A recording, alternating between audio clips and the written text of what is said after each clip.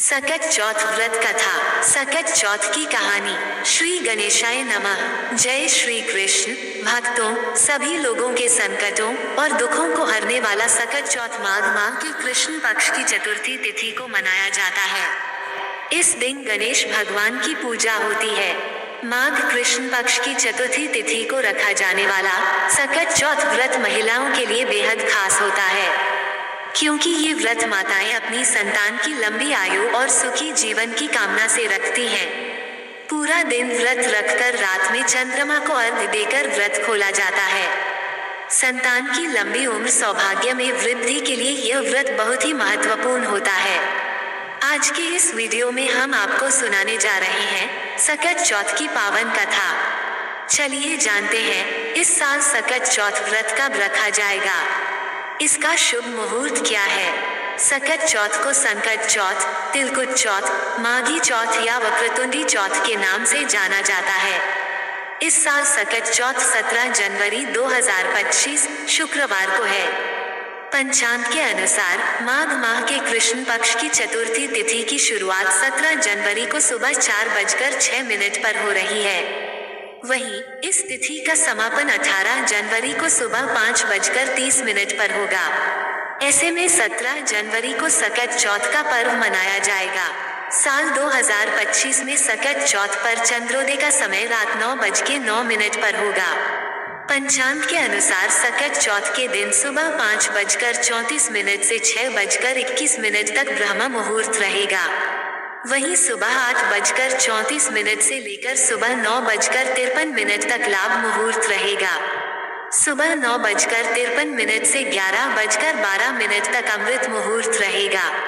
इन शुभ मुहूर्त में पूजा करना शुभ माना गया है। पूजा पाठ करने के लिए या कुछ खास उपायों को करने के लिए विघ्नहर्ता भगवान गणेश से अपनी कोई मनोकामना पूर्ति की प्रार्थना के लिए अभिजीत मुहूर्त और अमृत काल का जो समय है वह बहुत ही उत्तम है। सकट चौथ के दिन शाम को पूजा करने के साथ ही जो भी भक्त सच्चे मन से भगवान श्री गणेश और सकट माता की कथा सुनता है या पढ़ता है, भगवान श्री गणेश और सकट माता सदा उनकी और उनके परिवार जनों की रक्षा करती हैं। सकट चौथ के दिन सबसे पहले भगवान श्री गणेश जी की और मां सकट की पूजा की जाती है।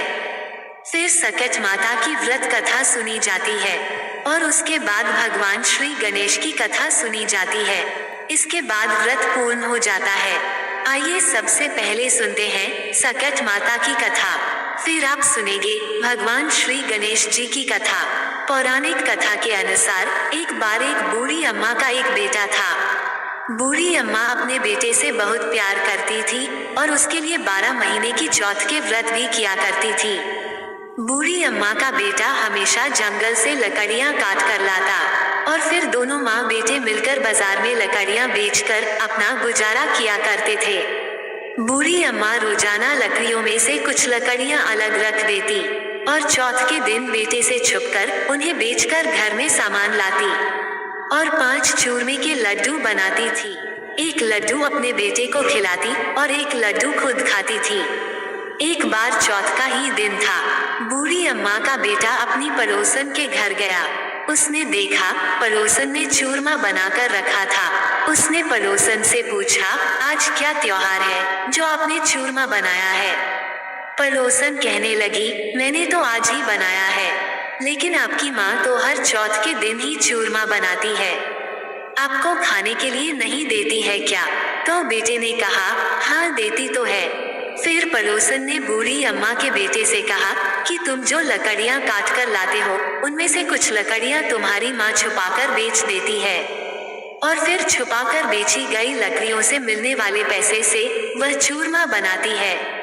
बेटे ने पड़ोसन से जब ये बात सुनी तो तुरंत अपनी माँ के पास गया और माँ से कहने लगा, माँ मैं इतनी मेहनत से लकड़ियां लेकर आता हूँ और तुम चूरमा बनाकर खुद अकेले ही खा जाती हो। आज से तुम या तो मुझे छोड़ दो या फिर चौथ माता के व्रत को छोड़ दो। बेटे की बात सुनकर माँ कहने लगी, बेटा मैं तो यह व्रत तुम्हारे लिए ही करती हूँ, मैं तुम्हें छोड़ सकती हूँ लेकिन चौथ माता का व्रत नहीं छोड़ सकती। ये बात सुनकर बेटा नाराज हो गया।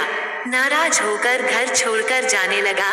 तब माँ कहने लगी, बेटा तू जा तो रहा है, लेकिन ये कुछ अनाज है जिससे मैंने चौथ माता की कहानी सुनी है, ये लेकर जा, और जब भी संकट आए तो चौथ माता का नाम लेकर कुछ दाने वहां पर डाल देना। बेटे ने इस बात पर विश्वास नहीं किया, लेकिन फिर भी उसने अनाज के दाने रख लिए और घर से चल पड़ा। वह घर से थोड़ी ही दूर पर गया था कि उसने देखा कि रास्ते में खून की नदी बह रही थी और कहीं से भी रास्ता नजर नहीं आ रहा था। उसने चौथ माता का नाम लिया और थोड़े से अनाज के दाने वहां पर डाल दिए और कहने लगा, हे चौथ माता, अगर आप सच्ची हैं तो यहाँ पर मेरे लिए रास्ता हो जाए। ऐसा कहते ही नदी सूख गई और वहां पर रास्ता हो गया। अब बेटा वहां से रास्ता पार कर आगे बढ़ा तो जंगल में पहुंच गया। जब तक जंगल में पहुंचा तब तक रात हो चुकी थी। जंगल में बहुत सारे भयानक जंगली जानवर भी थे जो अपनी अपनी आवाज में बोलने लगे थे। उनकी डरावनी आवाज सुनकर बेटा डरने लगा। तब उसने चौथ माता का नाम लेकर वहां पर भी कुछ अनाज के दाने डाल दिए और हाथ जोड़कर कहने लगा, हे चौथ माता, मुझे रास्ता दिखाओ, नहीं तो ये जंगली जानवर मुझे मारकर खा जाएंगे। ऐसा कहते ही उसे रास्ता मिल गया और जंगल में चलते चलते वह एक राजा के नगर में जा पहुंचा।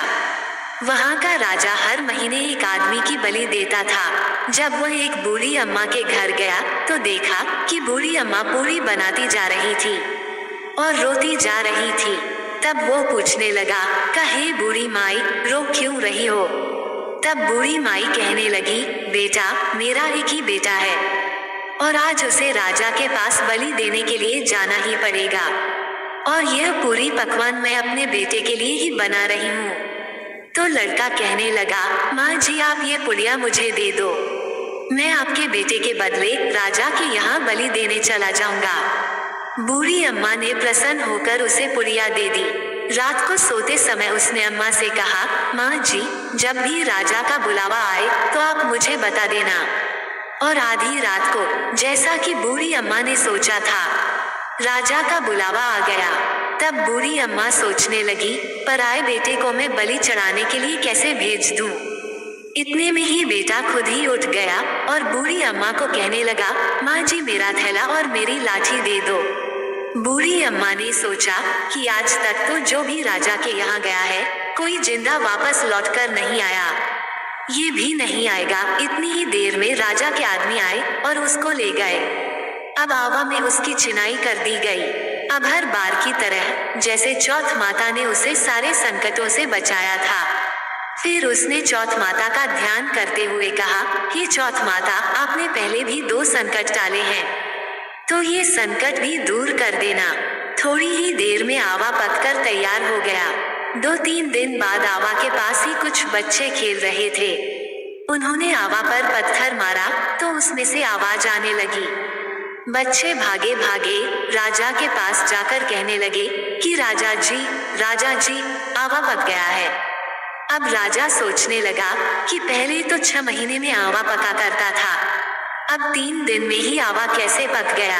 राजा को विश्वास नहीं हुआ, बल्कि उसे हैरानी होने लगी। फिर भी उसने अपने नौकरों को भेजा।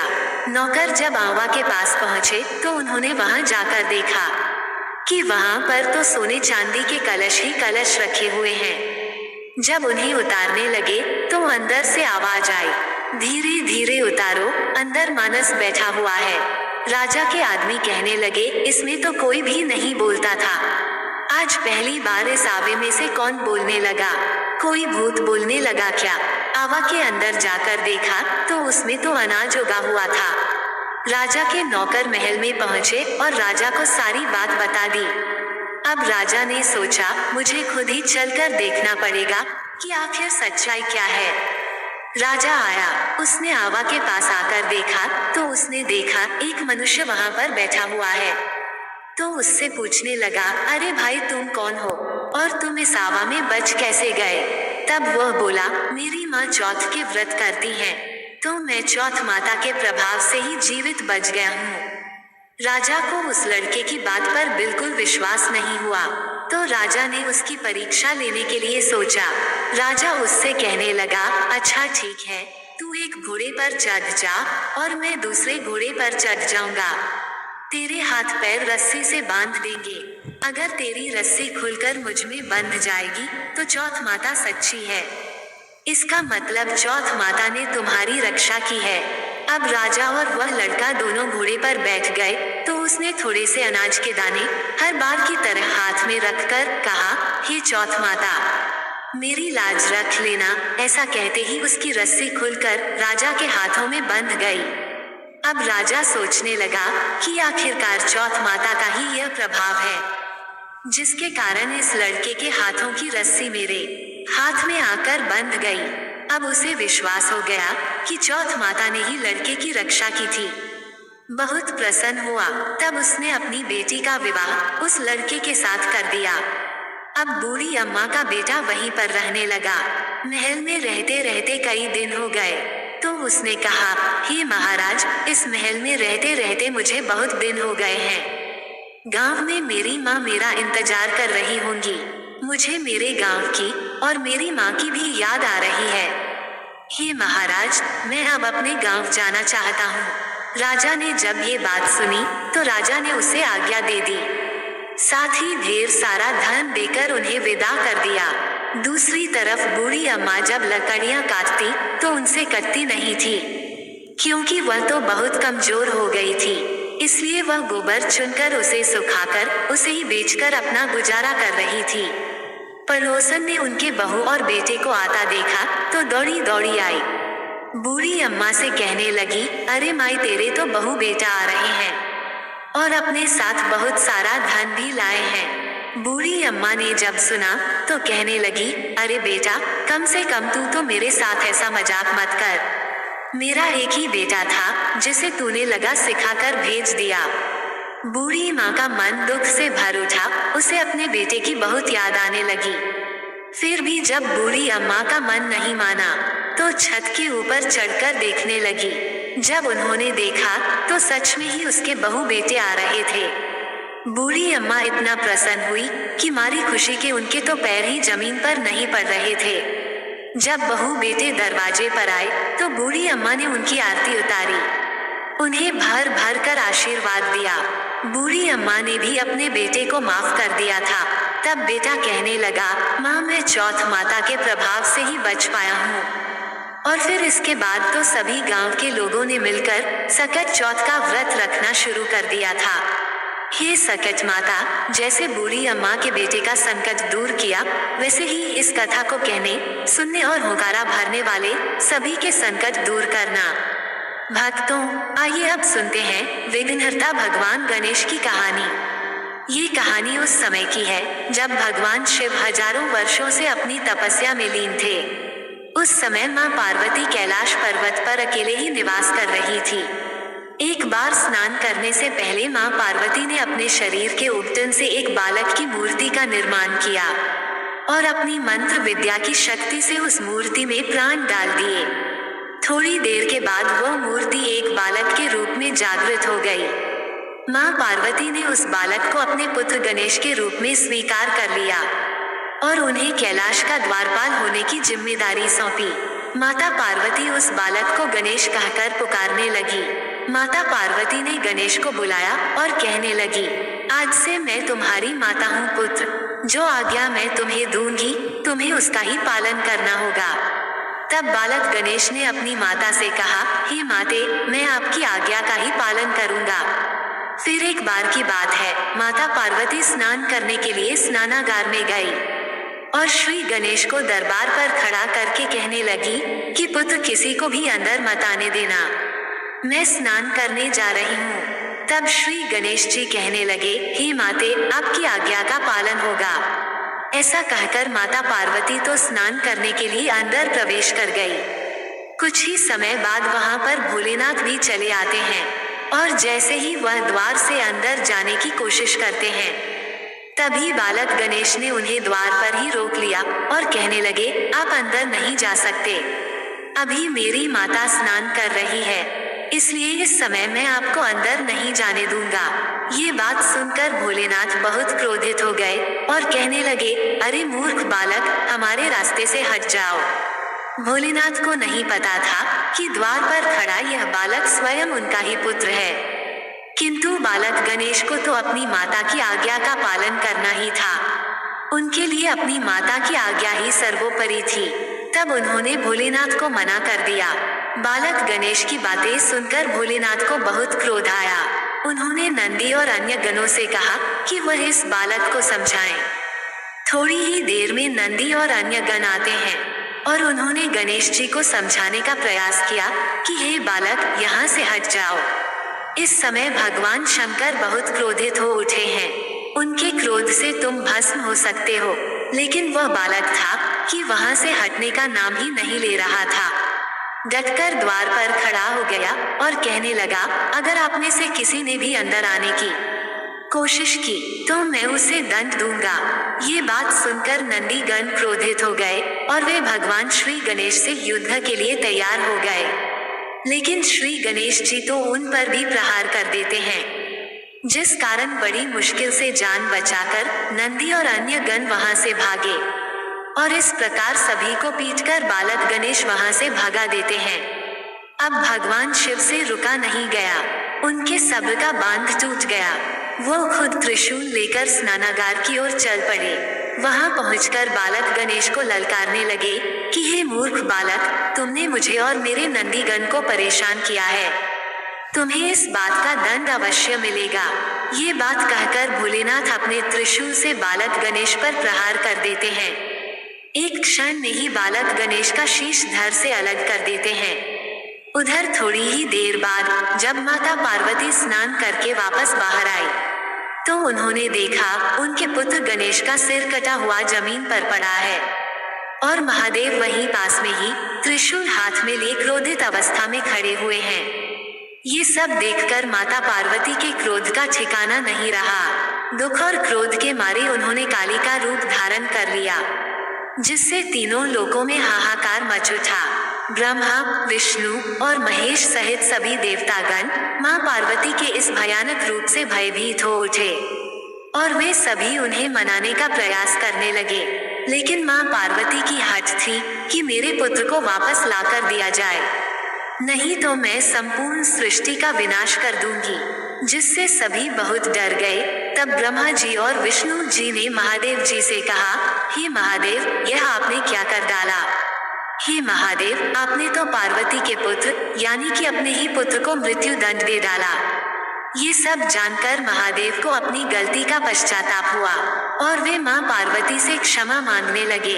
कहने लगे, हे देवी, मुझे क्षमा कर दो। अब यह मस्तक तो मैं वापस नहीं जोड़ सकता, लेकिन किसी पशु का मस्तक यदि मिल जाए तो मैं उसे जोड़कर पुनः बालक गणेश को जीवन दान दे सकता हूँ। तब ब्रह्मा जी ने सुझाव दिया कि पूर्व दिशा में जाकर जो माँ अपने बच्चे की तरह पीठ करके लेटी हुई हो, उस बच्चे का सिर काट कर लेकर आओ। तब ऐसे किसी प्राणी की खोज की गई। रास्ते में सबसे पहले एक नन्हा हाथी दिखाई दिया, जिसकी माँ उसकी तरफ पीठ करके लेटी हुई थी। तब नन्हे हाथी का सिर काटकर भगवान गणेश के शरीर पर लगाया गया। भगवान शिव की कृपा से बालक गणेश पुनः जीवित हो उठे। तब माता पार्वती और अन्य सभी देवताओं और ब्रह्मा, विष्णु, महेश सहित सभी बालक गणेश को आशीर्वाद प्रदान करते हैं, उन्हें अनेक प्रकार की शक्तियां प्रदान करते हैं। इस प्रकार भगवान गणेश जी का जन्म और उनके सिर पर गज का मस्तक विराजमान हुआ। इस तरह माता पार्वती के पुत्र पर आया संकट दूर हो गया, उनके पुत्र की रक्षा हो पाई। बोलिए गणेश भगवान की जय। जय गणेश, जय गणेश, जय गणेश देवा, माता जिसकी पार्वती, पिता महादेवा। जय गणेश, जय गणेश, जय गणेश देवा, माता जिसकी पार्वती, पिता महादेवा। उम्मीद है ये कथा आपको पसंद आई होगी। और दोस्तों, आपको ये कथा कैसी लगी कृपया कमेंट करके जरूर बताएं। वीडियो पसंद आया हो तो लाइक करें और अपने दोस्तों के साथ शेयर करें। कमेंट बॉक्स में हर हर महादेव लिखना ना भूलें और ऐसे ही और भी बहुत सारी कहानियों को सुनने के लिए चैनल को सब्सक्राइब जरूर करें। धन्यवाद।